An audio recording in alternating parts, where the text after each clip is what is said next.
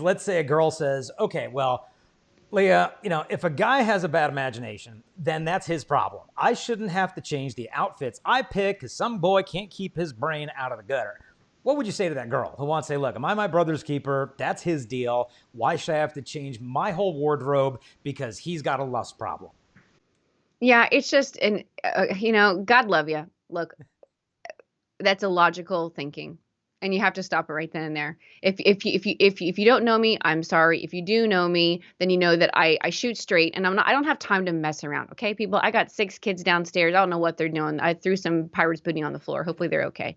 So like, I'm just gonna talk straight to you. That's illogical thinking. Why is that illogical thinking? Because you completely not you do not address the issue, and then you put the onus on someone else. That's not responsible or fair. Remember, modesty orders beauty. Modesty orders beauty. We all desire beauty. We desire truth. We desire goodness, these beautiful transcendentals. So, and every action has a consequence.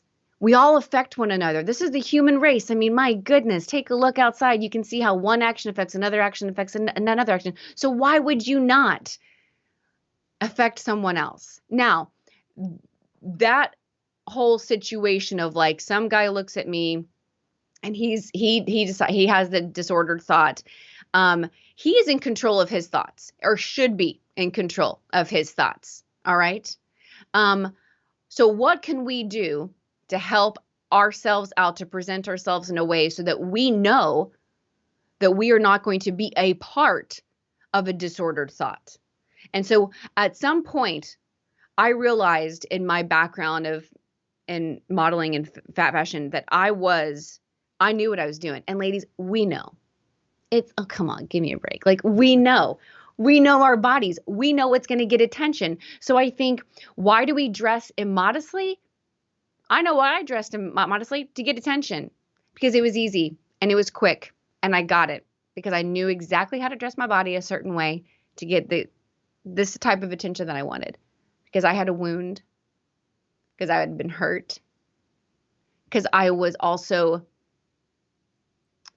lacked confidence in who I was as a woman, that somebody would want to spend time with me, to hear my thoughts, to get to know me, and to love me for who I am and not what I look like. And that fear kept me in this little corner where then I used my body for that, in a sense, cheap way to get the attention that I wanted and I craved and I desired. But that attention wasn't the attention that I really needed, because it was all disordered and it was about use. And that's what immodesty does.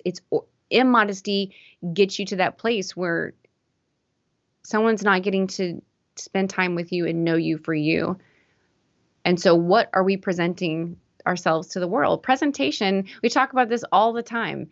Or like, I'm sure you've seen the memes that are like, dress for the job that you want, not the job that you have. So it shows like women showing up in like a superwoman outfit or something to their job, and now they're into like getting, reprimanded by HR. Yeah. So, okay. So let's just take that example. What are we doing here? As Christians, as Catholics, I hope and pray that we are here and we know that what we want is heaven. We are here so how are we going to show up each day for heaven? How are you going to dress for heaven every day? And you're like, oh my gosh, that's so silly, Leah. No, it's not. Because this is real. Because you're going to die and I'm going to die. And guess who we're going to see? Jesus. And our life is going to mean something. It's going to stand for something. And I just don't have time to mess around anymore. I don't know about you, but that's what my conversion has done for me. It has put an onus on me that I owe something to the Lord, and what I owe him is what he gave me, which is my life and my love and my faith. And so I am going to try with my best, and I will fall, but I'm going to get back up and I'm going to do the best I can. So ladies, yeah, it matters. What we say matters. What we do with our life matters. And even how we dress, yeah, it matters. It matters. Is our fashion the most important thing? Nope, but it plays a part. So why don't we play that part well? Yeah.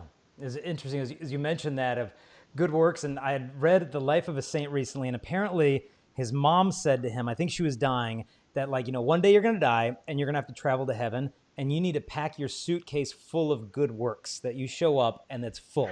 And so when a woman dresses modestly, it is an act of love. You literally merit eternal rewards for this act of love, not only towards men, but towards humanity in general. It's an act of love for other women that, let's say you've got a mom who's had a couple kids, and does she really want her husband seeing you wearing that little outfit? Like, it's an act of love for her. And so the thing is, too, with immodesty, like, the greatest thing to be afraid of, in a sense, is like, what if it actually works?